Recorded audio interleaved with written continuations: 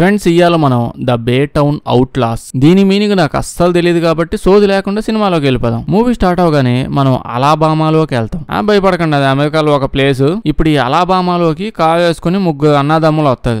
ముద్దుగా బొద్దుగా చూడముచ్చటగా ఉంటది. వీళ్ళు ముగ్గురు రోజుకు 4 సార్లు స్నానం చేస్తారేమో అన్నంత నీట్ గా ఉంటది. సినిమా మొత్తం వీళ్ళ ముగ్గురు స్టోరీ అనుకోండి. సో ఇప్పుడు వీళ్ళ పేర్లు గుర్తు పెట్టుకోవాలి. అది ఎలాగో మన వల్ల కాదు కాబట్టి ఆ వెనకాల ఉన్నాడు బండడు, మిగతా వాళ్ళు ఇద్దరు చిన్నోడు పెద్దోడు. ముగ్గురు కూడా చాలా వైలెంట్ ఎదవలు. బేసిక్ గా వీళ్ళు ఒకే గోల్ పెట్టుకుని దిగుతూ ఉంటారు. అదేంటంటే వీళ్ళ సిటీలో ఎటువంటి వైలెన్స్ ఉండకూడదు. వీళ్ళ ఊర్లోకి ఎవడన్నా చెడ్డోడు వచ్చి చెడ్డ పనులు చేశాడంటే వీళ్ళకి చెడ్డ చిరాకు వచ్చేస్తది. అందుకే బండిలో ఈ తుపాకులు వేసుకుని తిరుగుతూ ఉంటారు. అంటే వీళ్ళ విలేజ్ లో శాంతిని నెలకొల్పడానికి. అయితే ఇప్పుడు వీళ్ళు శాంతంగా ఉంటారని నేను చెప్పట్లా. వీళ్ళకి పొద్దునే న్యూస్ ఏమొచ్చిందంటే వీళ్ళు ఉండే పక్కీదిలోనే ఎవడో ఒక విధవ మత్తు పదార్థాలని హోల్సేల్ లో అమ్ముతున్నాడంట. ఇంకేముంది, శాంతిని నెలకొల్పడానికి శాంతి కబోతులు వచ్చేసారు. వీళ్ళు వచ్చి తలుపు కొడతారు. ఎంత తలుపు కొట్టినా లోపల నుంచి తీయట్లా. బాగా బిజీగా ఉన్నది. ఒకటి పోయి సందులో చూస్తే అర్థమైపోయింది హుడ్డీ బ్రదర్స్ వచ్చాయని. వీళ్ళని హుడ్డీ బ్రదర్స్ అని పిలుస్తారులేండి. తలుపు తీయండి అయ్యా అంటే వాళ్ళేమో మేము తీయం, ఏదైనా బయట నుంచి చెప్పి వెళ్ళిపోండి అంటారు. అయితే ముగ్గురు వాళ్ళకి ఎవరికైనా సరిగ్గా మాట్లాడడం వచ్చినట్టు కనిపిస్తున్నారా? ముందు తలుపు ఎగొడతారు, తర్వాత వీళ్ళని ఎగొడతారు, లాస్ట్ కొంపంతా ఎగొట్టేస్తుంటది. ముందు లోపల ఉన్న వాళ్ళందరినీ లేపడేస్తాడు. అందరిని లేపేశాక బొడ్డోడు ఏమంటాడు,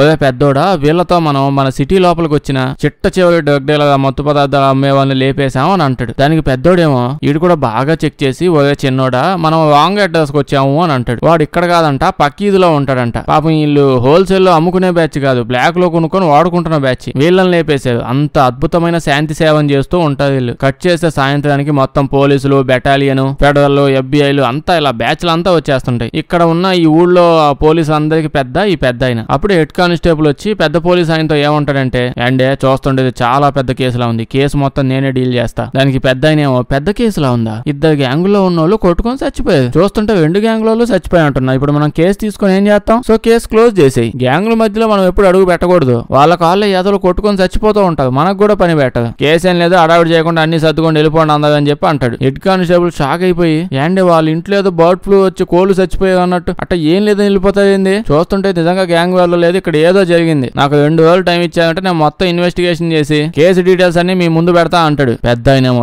ఇప్పుడు దాకా నేను చేసిందంత ఇన్వెస్టిగేషన్ లా కనిపించలేదు నీకు, నాకంటే గొప్పగా చేస్తావు నువ్వు, ఇంకోసారి నేను చెప్పింది కాకుండా ఎక్స్ట్రాలు చేసావనుకో నిన్ను కూడా లేపేసి ఆ గ్యాంగ్ వాళ్ళ సేవల మధ్యలో పడేస్తా అని అంటాడు. కట్ చేస్తే ఇప్పుడు మనం గాలిలో అందరం చూస్తాం. వీళ్ళందరూ కూర్చొని గొడవ చేస్తూ ఉంటాడు. ఈ సున్నాడేమో, అసలు ఇంత కష్టపడ్డం ఎందుకు, మనం పొద్దునే లేచి ఇలాంటి చిల్లర పనులు చేయడానికి మనం ఇక్కడ ఉంది, మనం పెద్ద గ్యాంగులు లేపేయాలి, ఇట్లాంటి చిన్న వాళ్ళ దగ్గరికి వెళ్ళకూడదు అని అంటే పెద్దోడేమో, మనం కనీసం గ్యాంగ్ లోని కూడా చంపలేదు, లోకల్ వాళ్ళని చంపేసి వచ్చేసాం, అయినా మనం ఈ సోది పనులు అన్ని ఆపేద్దాం, నాకు డబ్బులు కావాలి, మన ఇంటి బయట చూడు సార్ ఎంత ఖాళీగా ఉందో, అంత పెద్ద ఖాళీ ప్లేస్ ఓవర్కనే వదిలేసాం, నాకు అక్కడ స్విమ్మింగ్ పూల్ కావాలి, నేను స్విమ్మింగ్ పూల్ కడతాను అంటాడు. సో నేను డబ్బులు సంపాదించాల్సిందే, నాకు స్విమ్మింగ్ పూల్ కావాల్సిందే అని పెద్దోడు బాధ. నిజంగా కట్టండి బాబు, అప్పుడైనా స్నానాలు చేస్తావేమో. ఇప్పుడు బయట చూస్తే ఎవరో ఒక అమ్మాయి వచ్చి ఇంటి తలుపు కొడుతూ ఉంటది. ఈ చిన్నోడు బయటే ఉంటాడు. ఓవర్ యాక్షన్ స్టైల్ కొడుతున్నాడు చూడండి. ఈ అమ్మాయి దగ్గరికి వచ్చి, మీరు పొద్దునే ఏం చేసావు, నేను మొత్తం చూసేసా అంటది. చిన్నోడేమో, మొత్తం చూసుంటే నువ్వు పోలీసు దగ్గర పోవాలి కానీ ఆ చూసిన విషయం మాకు చెప్తావింది, మాకు ఆల్రెడీ తెలుసుగా అక్కడ ఏం జరిగిందో అని అంటే, ఈ అమ్మాయి ఏమనిద్దంటే, నేను ఒక అబ్బాయిని దత్తత తీసుకొని పెంచుకుంటున్నాను, నా ఎక్స్ హస్బెండ్ గాడు రోజు పొద్దున్నే వచ్చి వాడిని కిడ్నాప్ చేసి తీసుకెళ్లిపోయాడు, మీరు వాడిని విడిపించాలి అని చెప్తుంది. వీడేమో ఎవడా ఎక్స్ అని అడిగితే, నా ఎక్స్ నేమో కార్లోస్ అంటుంది. కార్లోస్ అనేవాడు ఓ పెద్ద గ్యాంగ్స్టర్ అంట, చుట్టుపక్కల 4-5 స్టేట్లలో హోల్సేల్ లో సప్లై చేస్తూ ఉంటాడంట మత్తు పదార్థాలు, అంత పెద్దోడు. చిన్నాడు ఇప్పుడు అన్ని విషయాలు బాగానే తెలుసుకొని వచ్చావు కానీ మేము ఫ్రీగా ఏ పనులు చెయ్యం, అసలే మా అన్న స్విమ్మింగ్ పూల్ అని చంపేస్తున్నాడు, కొంచెం ఖర్చు అవుద్దంటే ఈ అడ్వాన్స్ ఉంచుకో, పని అయ్యాక నీకు ఇంకా $25,000 ఇస్తాను అంటుంది. ఈ అమ్మాయిని ఇప్పుడు లోపల తీసుకొని వెళ్తూ ఉంటాడు. ఆ కొంప చూడండి, అగ్ని ప్రమాదంలో ఇరక్కపోయిన కొంపలాగుంది, దీన్ని బాగు చేయించకుండా స్విమ్మింగ్ పూల్ కావాలంట. చిన్నోడు అమ్మాయిని లోపల తీసుకుని వెళ్ళి పెద్దోడు చెప్తాడు, ఇదిగో ఇదే పని, ఈ అమ్మాయి పని ఇస్తుంది, మనం ఈ పని చేసేస్తున్నాం అని అంటాడు. పెద్దోడు అప్పుడే లేచి, పాప నీ ఎక్స్ హస్బెండ్ నీ కొడుకుని ఎత్తపోయాడు అని అంటున్నావు, దాంతో పాటు వాడు పెద్ద గ్యాంగ్స్టర్ అని కూడా అన్నావు, అలాంటప్పుడు నువ్వు మళ్ళీ నీ కొడుకును విడిపించుకోవడానికి ట్రై చేస్తావని, దానికి నువ్వు ఏదో ఒకటి చేస్తావని ఆ విషయం వాడికి తెలిసి ఉంటది కదా, మరి నీ ఎక్స్ హస్బెండ్ నిన్నేం చేయకుండా నువ్వు పెంచుకుంటున్న కొడుకుతో పాటు గార్డెన్ లో ఆడుకుంటున్నాడా అంటే అప్పుడే అమ్మాయి తన బుల్లెట్ మార్కులు చూపించింది. ఇన్నిసార్లు నన్ను చంపడానికి ట్రై చేశాడు, ఒక్కసారి కూడా వాడు వల్ల కాలేదు అని అనగానే ఓకే అయితే అని చెప్పి పెద్దోడు కూడా ఈ టాస్క్ ఒప్పేసుకుంటాడు. అన్నదమ్ములు అందరూ కలిసి ఇప్పుడు పిక్నిక్ కి స్టార్ట్ అవుతారు. అదే పెంచుకుంటున్న కొడుకుని దేవాలిగా వెళ్ళేది. అయితే మనం సినిమా స్టార్టింగ్ నుంచి చూస్తూ ఉన్నాం, పెద్దోడు చిన్నోడు లోడ వాగతనే ఉంటది సినిమా అంతా, కానీ వీళ్ళిద్దరు పెద్దన్న బండోడు మాత్రం వెనకాల వాగట్ల. మ్యాటర్ ఏంటంటే పాపం ఈ పెద్దోడికి, అది అందరికంటే పెద్దోడికి వోకల్ కార్డ్స్ లో చిన్న ప్రాబ్లం ఉంది, అందుకే మాట్లాడలేడు. చిన్నప్పుడు దెబ్బ తగలడం వల్ల అలా అయిపోయింది. సో అప్పటి నుంచి మాటలు ఏం లేవు, అన్ని చేతలే. వీళ్ళ జోలికి ఎవరిని వచ్చాయంటే గోపకేసి గుయ్యని ఇస్తా ఉంటాడు, అంతకుమించి ఇంకే పని చేయడు. ఇప్పుడు వీళ్ళు పని మీద పోతున్నారు. మనం పెద్ద పోలీస్ అయిన చూస్తాం. పెద్ద పోలీస్ అయిన పొద్దున్నే ఆఫీస్కి వచ్చి గదిలోకి వెళ్తే ఇక్కడ ఫెడరల్ ఏజెంట్ వచ్చి ఉంటాడు. ఫెడరల్ ఏజెంట్ అది సెపరేట్ డిపార్ట్మెంట్ లేండి, మరి ఒకటా రెండా? అమెరికాలో వందల రకాల డిపార్ట్మెంట్లు ఉంటాయి. ఎందుకంటే అక్కడ అన్ని వందల రకాల్లో క్రైమ్లు డిఫరెంట్ గొప్ప పనులు చేసే బ్యాచ్లు దిగుతుంటాయి. ప్రపంచంలో ఎన్ని చెత్త పనులు చేయొచ్చు అన్ని చెత్త పనుల్లో అంతమంది ఇన్వాల్వ్ అయ్యి ఉంటారు. ఒరిజినల్ గా కూడా అక్కడ అలాగే ఉంటుంది, అందుకే అన్ని డిపార్ట్మెంట్లు ఉంటాయి. సో ఫెడరల్ డిపార్ట్మెంట్ నుంచి ఒక ఆయన వచ్చి, చూడండి మొన్న మీ ఊళ్ళో ఒక షూట్అవుట్ జరిగింది, అక్కడ చాలా మంది చనిపోయారు. నేను వెళ్ళి లెక్కేసాను, చూస్తే 6 మంది చచ్చిపోయి ఉన్నారు. కానీ మీరేమో అదే రోజు సాయంత్రానికి కేసు అంతా క్లోజ్ చేసేసారు. ఎవడు చంపాడు, ఎందుకు చంపాడు, ఏం జరిగింది, అసలు ఏమీ లేదు. ఆ ఫైల్లో 6 మంది చచ్చిపోయారని చెప్పి ఒక లైన్ రాసింది, అంతే, ఇంకేమీ లేదు. పేపర్ అంతా ఖాళీగా ఉంది. మ్యాటర్ ఏంటంటే ఆ ఫైల్ కింద ఉన్న ఇంకొన్ని ఫైల్స్ చూశాను. ఎన్ని ఫైల్స్ ఓపెన్ చేసినా ప్రతి దానిలో ఒకటే మ్యాటర్, ప్రతి ఫైల్లో ఒకటే మ్యాటర్. ఇక్కడ 4 పోయారు, 5 పోయారు, 3 పోయారు, అన్ని చోట్ల ఎంతమంది చంపారు అని చెప్పి చనిపోయిన వాళ్ళ కౌంట్ ఉంది. కానీ ఆ చంపినోడు ఎవడు, చచ్చినోడు ఎవడు, ఎందుకు చచ్చాడు, ఏ డీటెయిల్స్ లేవు. అయితే నా ఇన్వెస్టిగేషన్ లో నాకు తేలింది ఏంటంటే అన్ని ఫైల్స్ లో అంతమంది చావడానికి గల రీజన్ హుడ్డీ బ్రదర్స్. హుడ్డీ వేసుకోరు కానీ వాళ్ళ హుడ్డీ బ్రదర్స్ వాళ్ళే చంపారని చెప్పి ఊళ్ళో ఎవరిని కదిలించి అడిగినా అది పక్కీదో ఉంటుంది హుడ్డీ బ్రదర్స్, వాళ్ళే చంపుంటారని చెప్పి అంటున్నది. కానీ చూస్తేనేమో వాళ్ళ మీద చిన్న కేసు, వాళ్ళ దగ్గర లైసెన్స్ లేదు అనే కేసు కూడా లేదు. పోలీస్ డిపార్ట్మెంట్ లో పనిచేస్తున్న నా మీద 2 కేసులు ఉన్నాయి. ఊళ్ళో సగం మంది లేపేశారు, వాళ్ళ మీద కేసులు లేవు. ఇలా ఎందుకు, నాకు డీటెయిల్స్ కావాలి, నేను ఈ కేసు ఇన్వెస్టిగేట్ చేయాలంటే మన పెద్ద ఆయనేమో, చూడు నువ్వు మా ఊళ్ళోకి వచ్చి మా డిపార్ట్మెంట్ కి వచ్చి నేను అది చేస్తాను ఇది చేస్తాను అని అంటే మేమంతా ఏం చేయాలి, పరోటాలు పిసుక్కోవాలా?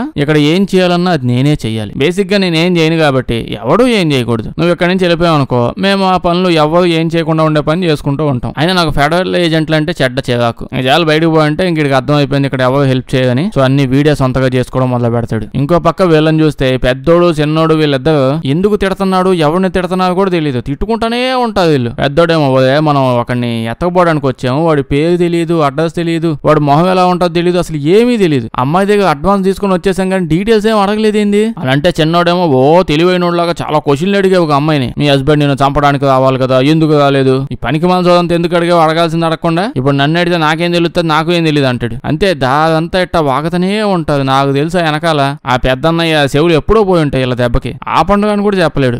వాగి నైట్ గల్లా సిటీకి వెళ్ళి హోటల్ రూమ్ బుక్ చేసుకుంటారు. రూమ్ లో పోయి కూర్చోంటే వీళ్ళకి పెద్ద పోలీస్ ఆయన ఫోన్ చేస్తాడు. ఫోన్ చేసి అసలు మిమ్మల్ని ఊరు వదిలి బయటికి వెళ్ళమని చెప్పి పర్మిషన్ ఎవడిచ్చాడు, బయటికి ఎందుకు పోయారు అని అంటాడు. పెద్దోడేమో ఏం లేదండి మాకు ఇక్కడ చిన్న పని ఉంది, పెళ్లిళ్ళ సీజన్ కదా 2 పెళ్లిళ్ళు ఉన్నాయి, అటెండ్ అయ్యి భోజనాలు చేసి ఫోటో దిగి వచ్చేస్తాం, ఆవేశపడకండి అని అంటే అప్పుడు అర్థమైంది మనకి ఈ ముగ్గురు అన్నదమ్ములు నిజానికి మన పోలీస్ ఆయన కిందే పని చేస్తున్నారు. ముందు నుంచి ఏమనుకున్నాం, పెద్ద పోలీస్ అయినా తిని తొంగోవడం తప్ప చేసేదేం లేదనుకున్నాం కదా. కాదు, ఇప్పుడు ఈ గ్యాంగ్స్టర్లు ఎదో మందంతా ఉంది, వీళ్ళని ఎత్తకపోయి తీసుకుపోయి మేపి లాస్ట్ బయలు మీద బయటకు వచ్చేస్తారు.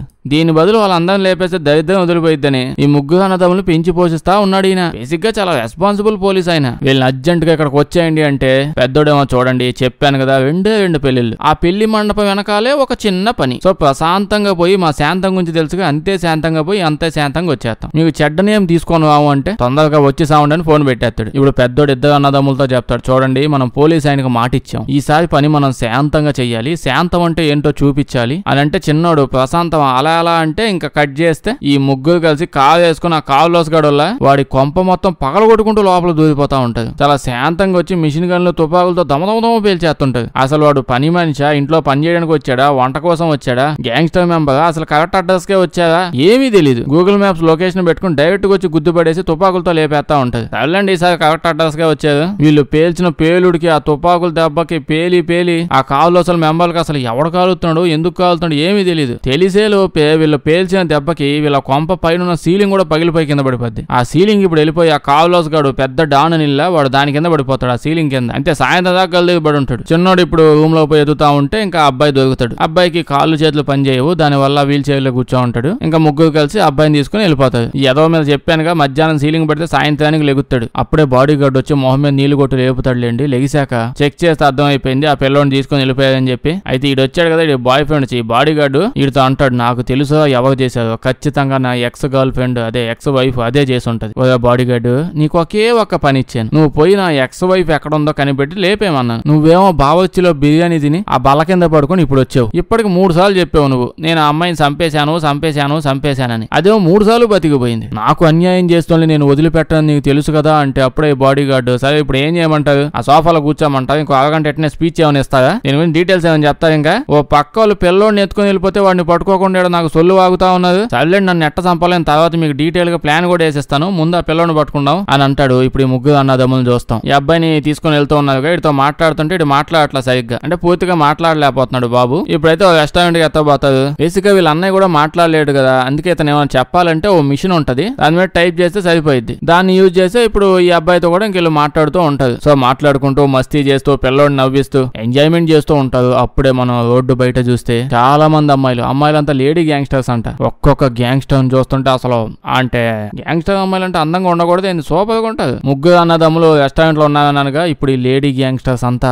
అలా లోపలికి వస్తూ ఉంటారు. చూడడానికి ఒక్కొక్క సూపర్ మోడల్ ఉన్నట్టు ఉంటది. గ్యాంగ్స్టర్స్ అంటే ఇలా ఉండాలండి. ఇలా చూడండి, అంతా జిడ్డు మొహాలు వేసుకొని గాడిద్దాలు ఎదుగుతా ఉన్నది వీళ్ళంతా. చూడండి అసలు ఈ గ్యాంగ్ మెంబర్లు ఎలా ఉన్నారు. గ్యాంగ్ మెంబర్లు అంతా అసలు ఇలాగే ఉంటే ఎంత బాగుంటది చెప్పండి. ముందైతే ఏదో టీ కాఫీ తాగడానికి వచ్చావన్నట్టు లోపలికి వస్తారు. దాని తర్వాత ఇలా అబ్బాయిని తీసుకుని వెళ్ళడానికి ట్రై చేస్తారు. అన్నదమ్ములకి నెమ్మది వెలిగిద్ది. పెద్దోడు చిన్నోడు అయితే అసలు నోళ్ళు ముయ్యట్లా, అటు ఇటు కూడా తలదెప్పట్ల. సో లేడీ గ్యాంగ్స్టర్స్ అంతా మంచి స్ట్రాటజీతో వచ్చేది. కానీ మన బండోడు ఆ టైప్ కాదు, అంత ఈజీగా డిస్ట్రాక్ట్ అవ్వడు. మూతికేసి ఒక్క గుద్దుతే ఎగ్గి వెళ్ళి అవతల పడిపోయింది పాపం. ఇది మరి కొంచెం కూడా జాలి దయ లేకుండా ఉన్నాడే. ఇప్పుడు లేడీ గ్యాంగ్స్టర్స్ అందరూ తుపాకులు గన్నులు అన్ని ఎత్తకొచ్చి మొత్తం కాల్చి పడేస్తా ఉంటారు. రెస్టారెంట్ అంతా లేపేస్తుంటది. ఇంకా ఫైట్ మొదలైతే వీళ్ళు కూడా తుపాకులతో కాలుస్తా ఉంటారు. మధ్యలో చిన్నోడు తెక్క కష్టపడుతూ ఉంటాడు అమ్మాయిని చంపకుండా ఉండడానికి. కానీ బండోడు మాత్రం అడ్డం పడి ఎక్కడికక్కడ కోసేస్తా ఉంటారు వీళ్ళని. ఇలా తెలిసి ఇప్పుడు వీళ్ళలో ఎవరైనా చంపకుండా వదిలేసినా వీళ్ళు ఇప్పుడు తప్పించుకొని వెళ్ళిపోయినా ఇంకా వీళ్ళందరూ వీళ్ళ వెనకాల పడుతూనే ఉంటారు. అందుకే ఒక్కను కూడా ప్రాణాలతో వదలని చెప్పి లేపేస్తా ఉంటాడు. యాక్షన్ నిజంగానే వచ్చిన అమ్మాయిలు అందరిని చంపేస్తాడండి. చిన్నోడు పాపం బాగా ఫీల్ అయ్యి ఇంత మంది అమ్మాయిలు నాకు ఇంత దగ్గరగా ఉంటాం ఇదే ఫస్ట్ టైం అంటాడు. వీళ్ళందరూ నాకు కావలోస్ గడు ఆ గ్యాంగ్స్టర్ గడు ఆడే పంపించాడు అనుకోండి.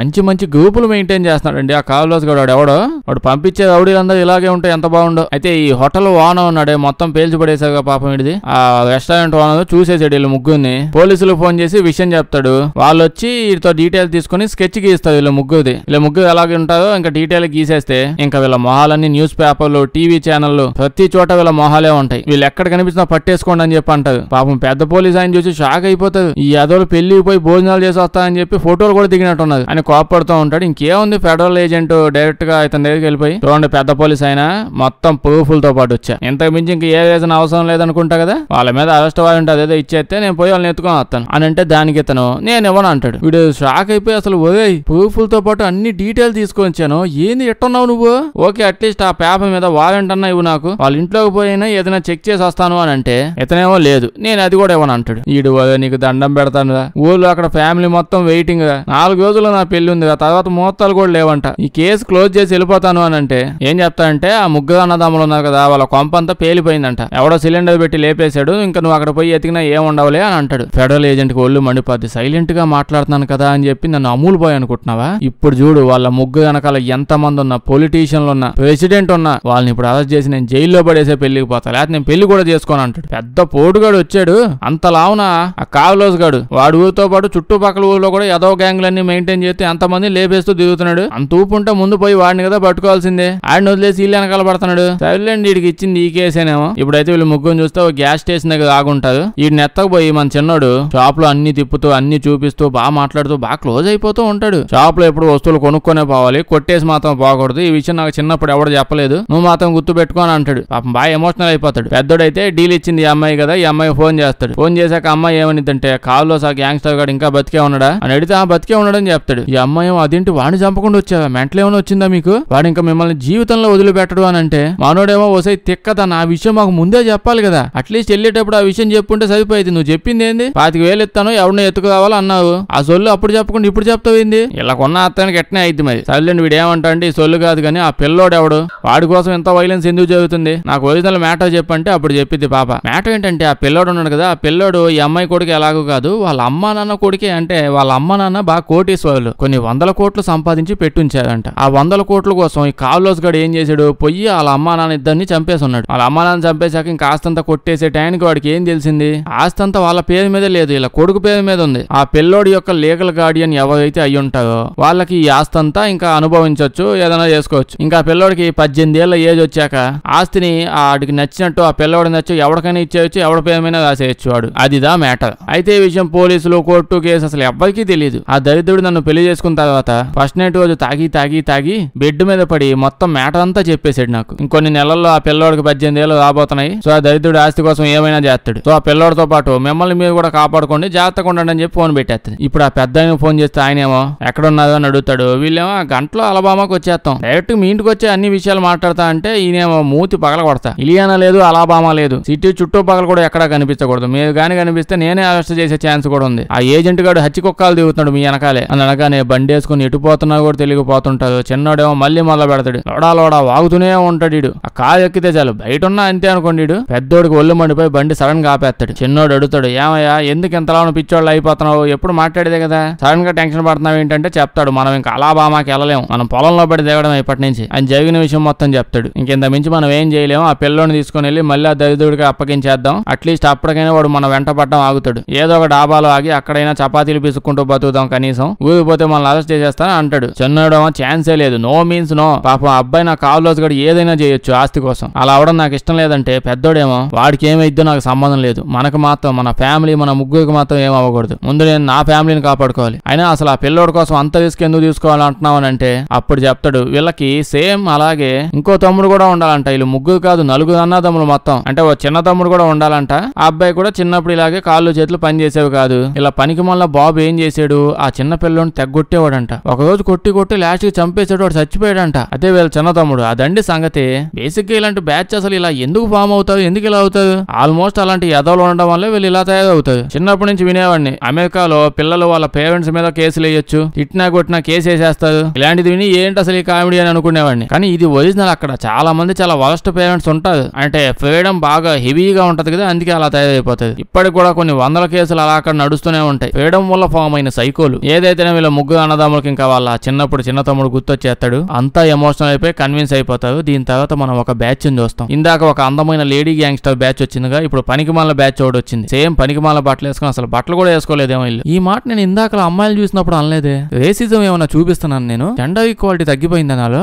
ఆ తొక్కలే, ఇందాక వచ్చిన అందమైన బ్యాచ్ అమ్మాయిల బ్యాచ్ కాకుండా ఒక ఏదో బ్యాచ్ వచ్చింది ఇప్పుడు. ఆ కాలేజ్ అయితే ఇట్లాంటి బ్యాచ్లు చాలా ఉన్నాయి లేండి. దీని తర్వాత ముసలోళ్ళు వస్తారేమో, వీళ్ళైతే వీళ్ళని ఫాలో అవుతూ బండి వెనకాలకు వచ్చేసి ఉంటారు. వచ్చేదాగానే వీళ్ళ బండిలోకి ఒక స్మోక్ బాంబ్ వేస్తారు, మొత్తం అంతా పొగ అయిపోయింది. పొగ మొత్తం తగ్గేటప్పటికి ఈ పిల్లోడిని వాళ్ళు తీసుకుని వెళ్ళిపోయారని తెలిసింది. ఇప్పుడు వీళ్ళు ఇంకా వెనకాలే పోయి ఇలా బుడ్డ బండితో ఆ బండిని గుద్దుతూ తుపాకులు బుల్లెట్లు అంతా అదే గోల. కానీ ఆ తుపాకులతో పని చేయట్లే అని చెప్పి మన బండోడల్లా వాడు లెగిసి కాలు మీద నుంచి ఆ బండి లోపల దూకేసి ఆ లోపల ఉన్న వాళ్ళందరినీ నుజ్జు కింద కొడతాడు, బలవంతం చేసి మరి వాళ్ళందరినీ చంపేస్తాడు. లాస్ట్ గా కాలు ఆపేస్తాడు. ఇప్పుడు వీళ్ళు లోపలికి వెళ్ళి చూస్తే అందరూ చచ్చిపోయారు, కానీ పాపం బండోడు వీళ్ళ పెద్దన్నకి దెబ్బలు తగిలి ఉంటాయి బీభత్సంగా. ఇంకో పక్క వీళ్ళ బండి ఆ పెద్ద బండి రెండు పాడైపోయి ఉంటాయి. పెద్దన్న కూడా నడిచే పొజిషన్ లో లేడు. సో ఇప్పుడు అబ్బాయిని ఎత్తుకొని ఇంకా పెద్దన్నని వీల్ చైర్ లో పెట్టి తీసుకొని పోతూ ఉంటాడు. ఇప్పుడు పోతూ ఉంటే ఇంకో వ్యాన్ వచ్చింది పక్క నుంచి. అప్పుడే కొత్త బ్యాచ్ వచ్చిందా అంటే అది కాదులేండి, ఇదంతా చాలా శాంతంగా ప్రశాంతంగా ఉంటది. లోపల ఉన్న ఒక అమ్మాయి మీకు హెల్ప్ చేస్తానంటది. వీళ్ళేమో నమ్మే పొజిషన్ లో లేదు ఎవరిని. అది కూడా రోడ్డు మీద వీళ్ళు ఇట్లా ఎదవ మొహాలు వేసుకొని జిడ్డుగా పోతా ఉంటే నేను హెల్ప్ చేస్తా అని చెప్పి ఎవడొస్తాడు అసలు. కానీ ఒరిజినల్ గా అయితే మంచి పాపే అంట, హెల్ప్ చేయడానికే వచ్చింది. ఇంక వీళ్ళు చేసేది కూడా ఏం లేదు, హెల్ప్ లేకపోతే వాళ్ళ అన్న ఖచ్చితంగా పోయేలా ఉన్నాడు. ఈ అమ్మాయి నర్స్ అంట,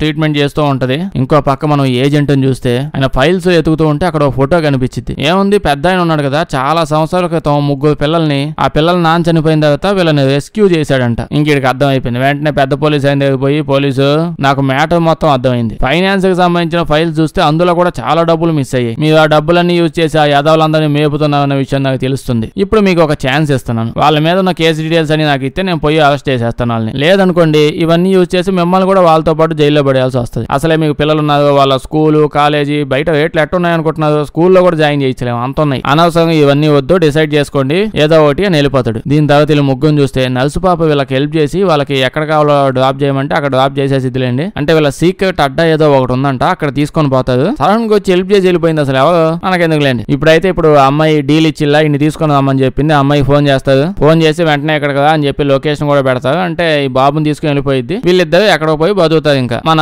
చిన్నోడిని చూస్తే ఈడైతే ఈ అబ్బాయితో పాటు ఆడుకుంటూ మాట్లాడుకుంటూ ఉంటాడు. పాపం తమ్ముడిని చూసుకుంటూ ఉన్నాడు కదా, వీళ్ళ తమ్ముడు కూడా చిన్నప్పుడు ఇలాగే పెయింట్ వేసుకుని ఆడుకునేవాడని చెప్పి వీడికి కూడా పెయింట్ వేసేస్తాడు. దీని తర్వాత ఇంట్లో లోపల తీసుకొని పోయి వాళ్ళ అన్నయ్యతో చాలా ఎమోషనల్ డైలాగులు వేస్తాడు. సినిమా అంతా డైరెక్ట్ చూస్తే ఖచ్చితంగా ఎమోషనల్ అయిపోతుంది. అంటే జీవితాంతం వీళ్ళకి బాధలే ఇవ్వ అనుకున్నప్పుడు దేవుడు మమ్మల్ని ఎందుకు పుట్టించాడు అని పెద్దన్నతో అడుగుతూ ఉంటాడు. ఓకే ఇప్పుడు ఎమోషన్ వద్దు కానీ ఇప్పుడు ఇక్కడికి పాప కూడా వచ్చింది. కానీ ఈ అమ్మాయి ఇక్కడికి రాకముందే చాలా మంది ఆ గ్యాంగ్స్టర్ వాళ్ళు అదే కొత్త బ్యాచ్ ని పంపించాడు. ఇది మామూలు బ్యాచ్ కాదు, ఇది కోతి బ్యాచ్. స్టార్టింగ్ లో అమ్మాయిల బ్యాచ్, తర్వాత యాదవుల బ్యాచ్, ఇప్పుడు కోతి బ్యాచ్ వచ్చింది. అందరూ చెట్ల మీద కొండల మీద ఎక్కడెక్కడో దాక్కుని కాలుస్తూ ఉంటది. కొంతమంది అయితే బాణాలు వేస్తా ఉంటారండి. చెప్పాను గిడు రకరకాల బ్యాచ్లు మెయింటైన్ చేస్తాడని, అసలు ఇంత రకాలు అనుకోలే. ఫైట్ చాలా చాలా దిట్టంగా జరుగుతూ ఉంటది. అంత దిట్టంగా ఉండదు పాపం, వీళ్ళందరూ ఆల్రెడీ అలసిపోయి ఉన్నారు. పెద్దోడు కూడా దెబ్బలు తగిలి పడుకో ఉన్నాడు. ఇటు సైడ్ వీళ్ళని చూస్తే వీళ్ళు బాణాలు వేస్తానండి ఎక్కడెక్కడి నుంచో. ఫుల్ ఎనర్జెటిక్ గా ఉంటుంది. చెట్టు ఎక్కడ ఉంటే మామూలు విషయమా? చిన్నప్పుడు తెగెక్కేవాళ్ళం, ఇప్పుడు ఎక్కమా అండి. ఇప్పుడు నడువును పట్టేసి డైరెక్ట్ గా హాస్పిటల్లో పడతాం. వీళ్ళని అస్సలు ఆపలేకపోతున్నారు. పెద్దోడు ఎలాగోలో లెగుస్తాడు, అప్పటికీ ఆపలేకపోతున్నారు. ఇంకా వీళ్ళదే పై చెయ్యి. వీళ్ళు ఇంకా ఇలా ముగ్గురు అన్నదమ్ములు అందరిని లేపేస్తారు అనే టైంకి మన పెద్ద పోలీసు ఆయన ఇక్కడికి వచ్చి ఆ బ్యాచ్ మొత్తాన్ని, కొత్త బ్యాచ్ మొత్తాన్ని లేపేస్తాడండి. అడ్రస్ ఏవో చెప్పావయ్యా, యాడ్ నుంచి వచ్చాడు సడన్ గా. ఓకే, సీక్రెట్ బేస్ కదా, తెలిసి ఉంటదేమో దీని గురించి. ఇంకేముంది, ఇతను వచ్చి వీళ్ళని కాపాడతాడు. దీని తర్వాత పోలీసు అందరూ ఇంక వచ్చేస్తారు. ముగ్గురు అన్నదమ్ములు అరెస్ట్ చేసి తీసుకొని వెళ్ళడానికి. ఇంకా దేనికి పాపం వీళ్ళకి ఆల్రెడీ దెబ్బలు కూడా తగిలి ఉన్నాయి. ఎక్కడికి వెళ్ళే పొజిషన్ లో కూడా లేదు. ఇంకా ముగ్గురు అన్నదమ్ములు పోతూ ఉంటే వీడు కూడా మిషన్ ఉపయోగించి వీళ్ళకి థ్యాంక్ యూ చెప్తాడు. చిన్నోడు కూడా పోతా పోతా శుక్రియా చెప్పి ఇంకా నుంచి నువ్వు మా ఫ్యామిలీ అని చెప్పి అంటాడు. ఇలా ముగ్గురు జైలు తీసుకెళ్లేటప్పుడు పెద్ద ఆయన వచ్చి మీ మీద నాకు చాలా గర్వంగా ఉంది, బాధపడమాకండి, మీ మీద పెద్ద పెద్ద కేసులు వేయలేదు, ఆ పనికి మాలినోడు తెలియకుండా చిన్న చిన్న కేసులు వేయించాను, వాడు దాని మీద జైలులో ఇస్తున్నాడు. వీళ్ళు జైలుకి వెళ్ళిపోతారు. ఇప్పుడు ఈ గ్యాంగ్స్టర్ గారిని ఈయన చూస్తే ఇటు దగ్గర ఒక పార్సిల్ వచ్చింది. నువ్వు ఓడిపోయావా పులకాగా అని చెప్పి మెసేజ్ పంపించింది అమ్మాయి. అది కాదుమే, అసలే ఇడు గాలుడు, ఇడు పెట్టుకున్న బ్యాచ్లు మెయింటైన్ చేస్తున్న మందలు అవన్నీ చూస్తే మామూలుగా వదిలేవాకమా, ఎందుకు ఇండి మళ్ళీ గెలుక్కొని మరి తగులుకోవడం. సర్లేండి, ఇప్పుడు మనం 5 ఏళ్ల తర్వాత చూస్తే వీళ్ళు జైల్లో నుంచి బయటకు వచ్చేసారండి. వీళ్ళు చంపిన చంపులకి కనీసం 4-5 జన్మలైనా జైల్లో పెట్టుండాలి. కానీ ఈయన ఏదో పాల ప్యాకెట్ కొట్టేసిన కేసులో వేసినట్టున్నాడు. బయటకు వస్తే వీళ్ళకి డబ్బులు వచ్చి ఉంటాయి. అమ్మాయి చెప్పిలా 25,000 ఇస్తానని చెప్పి అది ఇచ్చింది. దాని తర్వాత వీళ్ళు ఎదురుగా ఒక పెద్ద బండి కూడా ఆగొచ్చుంటది. ఆ అబ్బాయి పంపించడం బాగా ఈ పాటికి ఆస్తి అంతా వచ్చేసి ఉంటది ఫుల్ గా. అంతే, అక్కడతో సినిమా అయిపోద్ది. వీడియో వేస్తే లైక్ చేయడం మర్చిపోద్దే. కొంచెం బాగా వింత సినిమాలు ఏమైనా ఉంటే చెప్పండి, చేద్దాం. అందరూ చూసేసిన సినిమాలు వద్దు. వీడియో వేస్తే మీ ఫ్రెండ్స్ కి షేర్ చేసేయండి. సబ్స్క్రైబ్ చేయడం మర్చిపోవద్దు, లేకపోతే మన వీడియోస్ నోటిఫికేషన్ మీకు రావు. Thank you.